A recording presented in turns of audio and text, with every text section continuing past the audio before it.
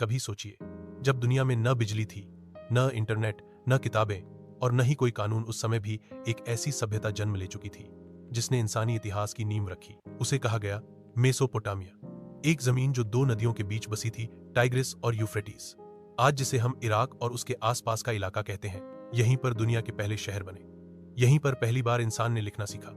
यहीं बना पहला स्कूल, पहला कानून, पहला मंदिर और शायद पहली कहानी भी। मेसोपोटामिया कोई एक सभ्यता नहीं थी।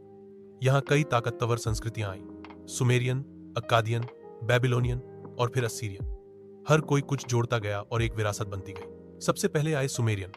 उन्होंने जमीन से ईंटें बनाई, शहर बसाए जैसे उर, उरुक और एरिडू। उन्होंने एक नई चीज बनाई, लेखन, क्यूनिफॉर्म स्क्रिप्ट, यानी कीलों जैसे निशान जो मिट्टी की तख्तियों पर बनाए जाते थे।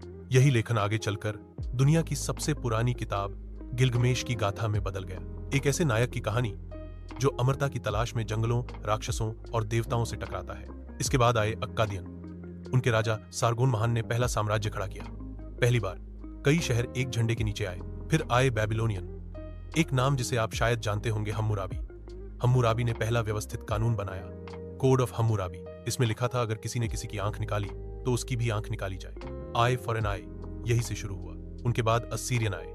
युद्ध की मशीन बन चुके थे ये लोग। उनकी सेनाएं इतनी क्रूर थीं कि दुश्मन बिना लड़े ही घुटने टेक देता। इन्होंने लाइब्रेरी भी बनाई, अश्शुरबनेपाल की लाइब्रेरी, जिसमें हजारों मिट्टी की तख्तियां थीं। लेकिन सभ्यताएं सदा नहीं रहती। मेसोपोटामिया भी धीरे धीरे कमजोर होने लगी।